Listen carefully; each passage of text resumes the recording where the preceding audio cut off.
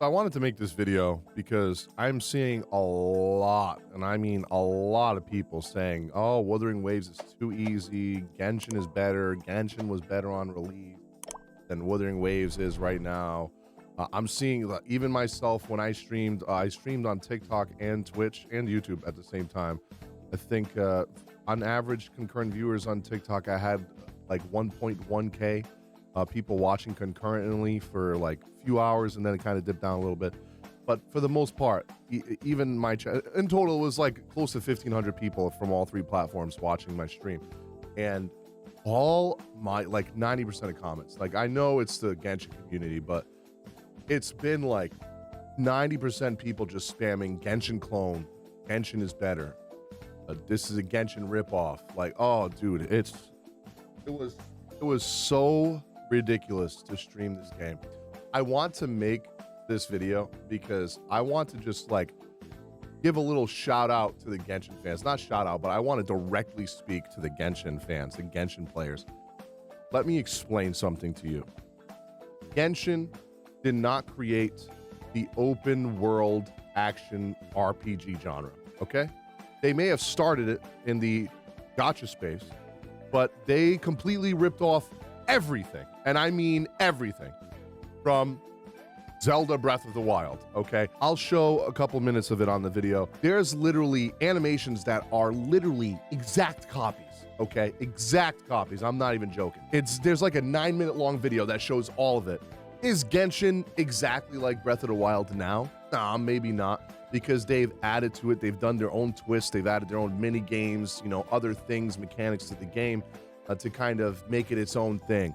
You know what Wuthering Waves is doing as well? I will tell you right off the bat, it's definitely not a clone of Genshin. It has way better combat. I'd say the combat is, when fighting bosses, it's like a mix of Sekiro and Devil May Cry combat. And you know, even aerial combat, you know, is something that Genshin doesn't really have either. So the combat is vastly different. And I also see a lot of people saying, I'm sure this is the Genshin players that are playing the beta or seeing gameplay and saying, oh, the bosses and everything looks so easy. I thought this game was supposed to be hard. Shut the fuck up. First of all, it's most of the people that are saying that or seeing, you know, or watching and saying that are watching people or playing at below the world level 3, which is still like level 20, level 30 enemies, level 40 enemies. First of all, if you've ever played PGR, you know Kuro Games endgame gets really difficult, and Kuro Games cooks like when it comes to endgame. They have so much endgame content for players that want the hardcore experience. It's ridiculous. And once, even in you know, in the beta for Wuthering Waves, is it a little bit easier than the last beta? Yes, I'm going to tell you why in a second. But even if we were to get to the highest world level and we get level 80 enemies, it's going to be a lot more difficult then, right? And then eventually you're going to have all your characters built. So obviously they're going to, you know, still be easy, right? But there's a reason for this. Why would you want to do a boss, which you're going to need to farm to get ascension materials, right, for certain things? I believe the ascension, I haven't like looked too much into the stuff. I've just been exploring and doing story and, you know, exploring the map still. But I haven't looked into what the mats drop from the bosses, but I'm pretty sure they're ascension materials for the echoes, right? Or something to do with the boss. It drops boss mats. And you're going to have to farm that quite a bit, right? Why would you want to spend 15 to 20 minutes on a difficult boss fight and you have to do it like 5 times in a row? Would you want to do that? I fucking wouldn't. So I'm glad they toned that down a little bit and made it easier. One, it's better for casual players and better for grinding. And two, it opens up the space for you to get more difficult content outside of the world bosses, right? They can add it as an end game system. Like they have the tower, Babel Tower, I think it's called, which is a end game thing for Wuthering Waves. It's pretty much like Spiral Abyss, kind of like that. And before you say they copied Genshin with that, they already had that in PGR before this game even came out. They have something similar to that. And every gacha in existence has a fucking Abyss Tower or Babel Tower, Babylonian Tower. They have some kind of tower, right? A lot of gachas do, especially the turn-based ones. So Wuthering Waves has that. They could add difficult boss fight there. They could do so much more. They could do roguelike modes. They could do, which Punishing Grey Raven also has. They could do a weekly, they have something to do with weeklies with your guild mates or random players where you can like team up and get like a high score, and depending on your score you can get, you know, materials and rewards. So there's so many things that they can do to make the end game actually difficult without making the day-to-day grind be difficult. So I'm glad that they toned that down. So before you guys say, oh, it's too easy, I think they meant to do that. They meant to make it a little bit easier, to make the farming easier. Would I have liked the world bosses to be a little bit more difficult? Yes. But then again, like I said, it would be a pain in the ass to do that 5 times in a row. The only way to get through that is if they added a skip function, where maybe not a skip function because it doesn't keep people on the game, and they want to keep people on the game. The only other way that I can see that they would do that is if, like, say you're doing the run and you're about to start the boss, you can choose to waste 5 times the amount of stamina or 6 times the amount of stamina, and then once you clear it, you get 6 times the reward. Like, they do that in PGR. So in Punishing Gray Raven, if you're farming for something, you can literally use 1,000 stamina on the stage if you want, but you only need to clear it 1 time. And it is a little bit more difficult, I think, or they add more waves to the fight, but in a sense, it's essentially just doing it once. You're using all your stamina and you're skipping, like having to rerun the same stage 20 times. And you know, if I'm going to compare that to Genshin, I don't want this to be a Wuthering Waves is better than Genshin video. I'll eventually make that video because I think it is going to be better than Genshin. Is it going to be more popular than Genshin? Probably not, because Genshin already has its psychotic fan base. It is definitely going to compete with Genshin. Now, I will say Genshin combat is nowhere near as good as Wuthering Waves. Not even close. I can juggle enemies like I'm playing Devil May Cry. The bosses have like Dark Souls mechanics to them. You can parry. There's aerial combat. You can juggle in the air, like enemies in the air with aerial combat, and then swap to one of your allies to keep the combo going, or use one of your echoes that you farmed to keep the combo going in the air and keep switch. It's so good, man. The combat is amazing. I'm very happy with the combat. And Genshin's combat, I'm going to be honest, got boring to me within a day or 2. I already see people spamming, oh, why doesn't Wuthering Waves have elemental reactions like Genshin? Why the fuck would you say that a game is a clone of Genshin and then complain when they don't have something that Genshin has because they're making their own system? Holy fuck, you guys sound retarded. It's fucking mind-boggling to me. Why would you want them to do the same shit as Genshin instead of going off on their own and making their own system, their own combat, their own mechanics? We don't need the elemental reaction. Kuro Games, if you're watching this, do not put elemental reactions in the game. It doesn't need it. We already have the weakness types. That's cool. And the game has echoes, which adds so much variety to the combat. You can just keep catching new echoes. They release new continents, new areas. There's gonna be new monsters, new echoes that have new skills. Don't add elemental reactions. We don't need it. The echoes are more than enough to compensate for that. And I feel like the elemental reaction crap is so brain dead in Genshin that all I'm doing is like 2 characters swapping in and out and doing the elemental reaction and pressing E. That's it. E and Q, E and Q, E and Q. It's so boring. I'm so glad there's no elemental reactions. Also, I see a lot of people saying that the story sucks, and then Genshin's story was way better when the game first started. Bro, I shit you not. I played that game for almost 3 years. I don't fucking remember a thing from Genshin's story besides Raid and Shogun. I don't remember. I don't even remember the fucking dragon's name in Mondstadt. I think it's Mondstadt, right? I don't even remember the dragon's name. That was the whole basis of Mondstadt's story for the first continent. I don't remember shit from Dragonspawn. And I don't remember shit from Liyue besides maybe a couple things from Zhongli's quest. Now, honestly, the only thing I remember is Ningguang and her floating palace and that fighting that giant monster in the water. That is literally the only thing I can remember. And it was not that good, the 1.0 with Mondstadt. I'm sorry, the story for Mondstadt was really boring. And then it just got progressively boring from there until we got to Inazuma. That is the only time I ever got that, like, minorly interested in Genshin's story. Wuthering Waves, at the start, they changed it from being, like, getting you into the story wicked fast, like it was in the last beta, which the story in the last beta for Wuthering Waves was garbage. So they rewrote 90% of the story. And does it start a little bit slower this time? Yeah, it does. But there's a good reason for that. The build-up there is needed. and it's better for newer players to get engrossed in the world and the world building, character building, stuff like that.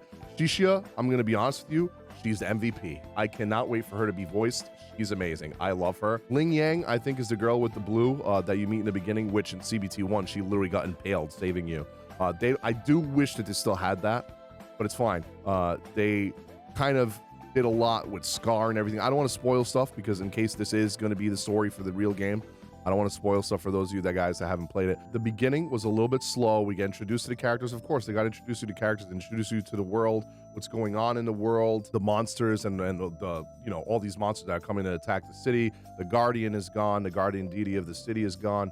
So they're introducing all of these things and for the world that you're going to need to know. You can't just throw them into the action and throw them into the story without having any context of what's going on.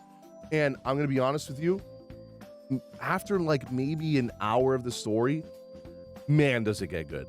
When you meet Scar, and what I believe might be his sister, looks just like him, so, and same clothing and color scheme. Once you meet them two, man, the story gets really good from there. I'm not gonna say it's like 10 out of 10, but I am very interested and very intrigued. Already completed the story in the beta. I don't know if they're gonna add more in a patch or something before the beta ends.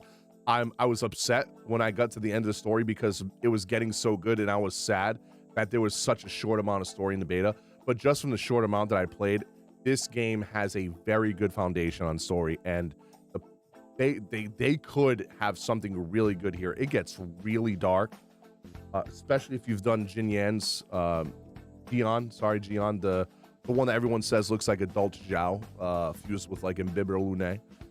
His companion story, so good. Oh my god.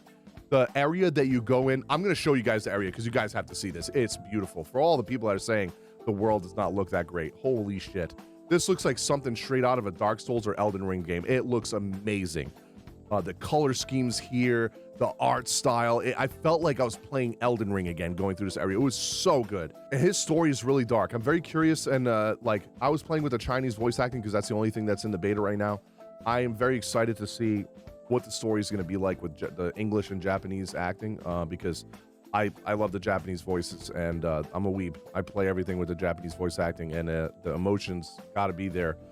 So I want to see how good the voice actors are and how they interpret the story further. So far, I'm loving it. I think this has a great foundation to build off of, and they could have something special if they keep going the way they're going. Also, I just want to touch on like how many more things that they do better than Genshin. Like, there's a lot of people online already bitching about, oh, they're doing the same pity system as Genshin, which I hate. I hope that every company doesn't keep doing this. Genshin shouldn't be the standard. First of all, they're not doing the same as Genshin. Their pity is 80 pulse, just like Genshin, yes. And it's still 50-50 for the limited banner characters, but it's guaranteed in the next pity, right? The good thing is the weapon banner is not a fucking scam like it is in Genshin. And y'all can thank Tectone for the minor improvement that you got to the weapon banner, because that man, I think, spent like, I think it was like $10,000 to $20,000 trying to max out a Staff of Homa, which is fucking insane. Okay, $20,000 for one maxed out weapon. That's fucking crazy. Okay, today we are all gathered here for the same goddamn reason: to watch Techie lose all his goddamn money. Can we do first 10 pull Staff of Homa? Fuck! There we go! Rates? Pretty fucking... one spear? Are you fucking kidding me? Homa, Homa, Homa, Homa, Homa, Homa. Fuck my ass, dude! And we're going to bring it home right. Not only that, right? So you get the weapon guaranteed at pity on the Wuthering Waves, right? You get the weapon guaranteed. There's no, you have to do the banner 3 times or, 50-50. You just guaranteed the weapon. I wish, though, that they would do what they do for PGR. Hear me out, Kuro. I know you're going to make less money from this, but maybe not. Maybe people will be more inclined to summon. In PGR, The pity for the characters is 60, and the pity for the weapon is 30. If you want more people to summon on the weapon banner, you can keep the character banner at 80. I think that's fine, because free-to-play are going to be able to get every character if you put it at 60. I'm going to be honest with you. It's going to be so easy for them to get every character and not spend any money. 80 is fine. I know the company still needs to make money, but make the weapon 40 or 50. 50 is fine. Make the weapon banner 50 for guaranteed, and maybe a little bit better rates. Because as of right now, a free-to-play player, they see a character which changes the entire play style of your game, and then they see a weapon. What are they going to pick? Quite obviously, they're going to pick the character, because if they get the character and then try to get the character's weapon, that means that they're most likely going to miss out on the next character because they're not going to have enough save. Free-to-play are important for every gacha game because it keeps retention, it keeps people on the game. It's good for investors when they see that there's still a lot of people logging in and playing their game and staying in the game for a while. So I think you should lower the weapon. I think the weapon pity should be lowered a little bit. But what I wanted to talk about that's more important than just that, what a lot of people don't realize, that even though you still have the 50-50 for the character and it's still 80 pity, you can straight up buy dupes in the shop. You know the currency that you get from Genshin and Star Rail from pulling, right? You pull and you get a currency that you can use in the shop to get more tickets or light cones in Star Rail, or you can in Genshin you can get like 4 stars and weapons, right? But no 5 stars. In this game, you can straight up buy dupes of characters. So you get Gion and you get he's a limited character. You don't see his banner again for like another 3 months or more. In those 3 months or more, you might be able to get 2 or 3 constellations for him. Okay, so already very good, because those are free dupes, because you're getting them. Sure, you're spending money if you're spending money, or you could just be using in-game currency to pull. Eventually, you're gonna save up enough to literally just straight up buy a 5-star dupe. That's fucking awesome. I don't know if you can also just buy the character, right? Or if this coin just counts as a dupe. I still got to test it in the game. Because in the beta, I don't think I'm going to be able to summon enough unless they give us a crap ton of summoning currency and tickets to like get this currency. I don't know if you can just straight up get the character if you save up enough. If you do, that would be amazing. And I still think that they should do that as well. If it's not the case right now, I think they should do that, because I think that is probably one of the best things about this game right now. It's just being able to buy dupes. That's so fucking good. I gotta say too, the music in these areas are, oh my god, phenomenal. The music for the areas, like the ambient music's really good. The music, like the sad themes that were playing during like GN's like quest was so good. And of course the boss fights, man. The boss fights, oof, man. I literally just go and fight bosses for no reason, just to hear the music sometimes. Speaking of fighting bosses for no reason, one more thing I want to say that this game does vastly better than Genshin. And this is another thing why I think a lot of Genshin players, as much as they are probably shit talking this game because they don't want it to succeed, because they don't want their poor little Genshin to do bad and die, because then it means all their investment and money that they spend in Genshin goes straight in trash. And then they lose their girlfriends, their Eulas and their Hutaos. The thing is, in this game, in Wuthering Waves, you know those annoying relic domains that you guys have to farm, or artifact domains, sorry, to farm artifacts, and you have the worst shit luck with artifact in those games, even though you waste so much stamina, and you wish that you had more stamina so you could just keep farming relics. Well, or artifacts, sorry. Guess what you can do in Wuthering Waves? Now, before I say this, there might be better version of relics, or echoes in this game to, get better stats and better echoes. But so far, as of right now, I'm getting purples in Wuthering Waves. That means they're 4 stars. And I'm not even the highest world level yet. So we'll see when I get to a max world level if we can get 5 stars this way. You can literally just get echoes from farming mobs. You can salvage them for XP, for upgrading your other echoes, and you can just keep farming echoes for different stats, for different different main stat, different sub stats. You can just farm them infinitely with no stamina. You can literally just run around the world, keep killing monsters. When they respawn, you go kill them again. And not just that, you know how there's boss echoes that are way stronger, right? And they have better skills and better stats. A lot of people think, oh yeah, I'm gonna have to waste stamina to fight the boss. No, you don't. You have to start the fight, right? Which doesn't cost stamina. The stamina is after you finish the fight, then you can claim the rewards. So you could literally just farm bosses all day and just keep getting echoes from the bosses, because you do not need to waste the stamina to get the echo to drop. You just need to defeat the boss. You could defeat the boss and leave and not claim the rewards, which is fucking amazing. That means that there is reason, instead of fucking mint picking all day, I can just fucking have fun ass boss fights and collect my Pokemon, my echoes that way. Which also, there's shiny versions of these echoes that you can collect, which is fucking cool as fuck. So if you're, you know, a collector or someone that, like, that's a completionist, you're gonna want to just farm those just because of that. And I think right now there's like 122 echoes in the game or something like that. There might be more. I might be mistaken. I think that's what it said the last time I checked. It could be around 120 to 128, something like that. There's obviously going to be more. They're going to add more. And I think that it's one of the best features of this game.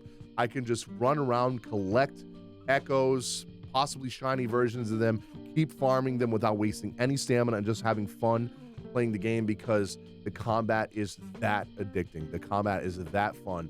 And it gives me reason to want to use other characters, right? 4-star characters I don't really use or I wouldn't build, you know, regularly, because, you know, they're not meta characters. But if I'm just going around and farming mobs in the open world, you're going to get sick of using the same character over and over, right? So just being able to like build other 4-stars that you wouldn't normally use, just so you can kind of switch up the monotony of using the same meta characters and like have fun, you know, trying out characters that you wouldn't normally use, already is like giving me so much excitement for when the game actually comes out. Kuro, again, if you're watching this, if you're listening, do not change that. Do not change the echoes. I love the echo. Maybe if you can improve them somehow, sure, but do not change the fact that we do not waste stamina to collect them, or from the bosses or from the open world or anything. That is the best thing about this game. That's gonna keep content creators and people, you know, regular players, staying in the game and playing the game. I'm also seeing a lot of people say that the animations for, you know, NPCs are a little stiff, and yeah, I agree, but keep in mind, again, this is a closed beta test, so it's obviously going to get worked on and touched on, and it's going to be a lot better on release. I'd also like to point out that Genshin Impact and Honkai Star Rail, during their betas, did not have their MOC and Spiral Abyss in the beta. So much like Zenless Zone Zero didn't have Endgame in their beta either. So trying to say, oh yeah, I'm just going around killing bosses and the bosses are too easy. Trust me, you go play PGR for a little bit or watch some videos of endgame content at PGR. They are very difficult, but it's not something that you have to do. It's just something that players do to get more rewards, and there are still ways to complete it without getting the best rewards. That's how Kuro does their, you know, their stuff. You can still complete it and get, you know, less rewards, but you're still getting something. But if you do the hardest stage and the hardest difficulty and do the most waves and complete everything, then you get the full amount of rewards. It's kind of similar to like doing MOC or Spiral Abyss and not 3-starring everything, but maybe you get 2 stars or 1 star on the last 2 or 3 stages, but you still completed it, right? It's similar to that, what PGR does for Endgame. And I think Wuthering Waves is going to do the same thing. So casuals are still going to be able to complete stuff, maybe not 100% complete it, you know, on the weekly or bi-weekly endgame stuff, but they will still be able to get the rewards. Not all of it, but enough to, you know, keep you summoning and playing the game. So I see a lot of people complaining about the character designs. I'm going to be honest. I love them. I don't know if there's a single character design that I do not like. Mordecai or Mortify, he's like a half dragon, half human doctor. He is fucking sick. His animations also is like, he uses dual wielding pistols and he can shoot dragons out of his bullets. Like, he like empowers the pistol with his hand that's dragonfied, right? And he just shoots dragons out of his gun. It's freaking cool as hell. Dude, I'm gonna be honest, I only have 1 5-star so far, and it's the healer girl, the lolly looking character. She's like an elf that can control, I don't know if she's an elf, but she can be used like dryad like powers where they can she can summon earth and vines and shit from the ground. And I don't use her that much because she's a healer. I'm so far, I'm only using 4 stars, and I am having such a blast with the 4-star characters, and all of their animations are so damn good, especially Danji, or Donji, however you say her name.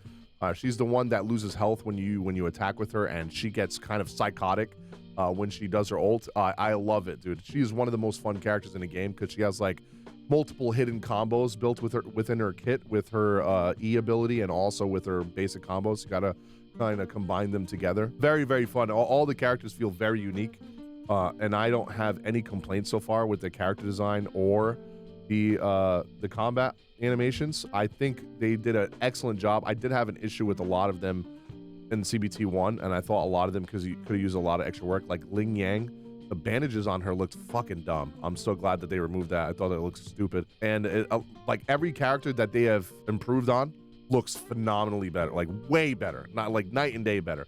And also the world looks night and day better. I don't want to make this like a 30-minute video. I kind of want to give this my first impressions. I'll do a full review once I'm like at end game in the beta and I've done everything I could possibly do. But so far, a lot of the areas that I've seen feel very different. There's like a desert area, there's a icy area, there's very like almost like bright cave area too that looks really nice with crystals everywhere. That area looks really good. They still have like the dystopian post-apocalyptic looking areas with like the burned down towns and the ash gray like ground areas that look very post-apocalyptic. I think they look really good still, and I'm glad they kept areas like that in the game because I like those kind of areas if it gives it that like dark vibe to the game and the story. And that's why I loved Elden Ring so much. I thought it was such a beautiful game, even those areas that looked very dystopian, I will say though, I kind of just want to like compare it between that and Genshin and like what my first impression so far. I will say I wish there was more enemies on the open map, like the open world. More enemies more frequently, and maybe more of the mini games or more of the like challenges around the map. I feel like there's not enough things when I'm running around the open world. I guess that's kind of a good thing because I did hate that about Genshin where it was too much. I don't want it to be like everywhere I look I get distracted and there's like a million challenges and puzzles everywhere. I don't want too much, right? But I do feel like it could have a little bit more, because a lot of areas do feel kind of empty in that kind of aspect where like there's no puzzles or challenges, but there's like mobs there. You go to an area where there's no mobs and there's like challenges there. So I kind of want them to fill in a little bit more and maybe add a little bit more to it. The puzzles so far are really nice. I like the one that has like the different angle, like pointing statues, and you got to like rotate them or put them on this grid that lights up these panels, and you got to put them in a way that all the panels light up. That one's really, really cool. There's some dungeons that are like turn into like Super Mario kind of stages where you got to run through an area like it turns the game into a side scroller. Those are very good. I thought that was really fun to do as well. Some of the races feel very nice. There's even one mini game that kind of feels like a Spyro challenge, like something out of a Spyro game. It's really cool. You got to fly through the rings and stuff. I thought that was a nice touch too. And a lot of the mini games feel I thought they were going to be like kind of copy pasta what Genshin and Breath of the Wild do. They do have some that feel a little similar, but they look different. But then they have some that are completely different that I haven't seen any type of game like that, or from TOF or a Genshin or from like Breath of the Wild do these kind of puzzles. And they were really good. They worked really well. At the end of the day, I just kind of want to say in closing, Genshin fans, please, bro, I'm begging you. We get it. You love your game. But if this game does good, Genshin, yes, Genshin will probably lose some players and people might jump ship from that to this. And maybe your favorite creators might jump ship from that to this, right? But at the end of the day, that's good for Genshin. Genshin needs competition. You know why you guys only get 3 extra summons and Star Rail gets 20? 1, the dev team for Genshin sucks. But for 2, you guys are complacent. Look what just happened in the Cloud Retainer banner. Everyone was complaining, oh my god, the game is trash, the devs are trash, they don't care about us, boycott Genshin. Yes. No, that didn't happen. Cloud Retainer banner, I'm pretty sure just broke another record for Genshin for most sales in such a short period after the banner released. So did nothing.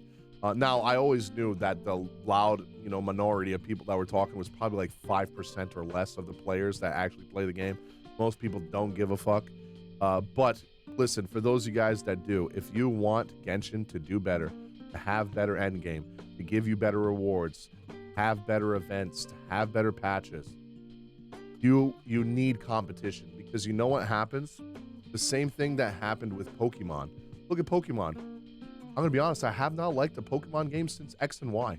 I've played all of them since X and Y, and I've completed them through X and Y, and pretty much done the Pokedex for every Pokemon game that's come out since X and Y, and every other game. But they've sucked. You know why they've sucked? And they all feel like carbon copies of each other, and nothing like innovative enough to make changes and make you enjoy the game again?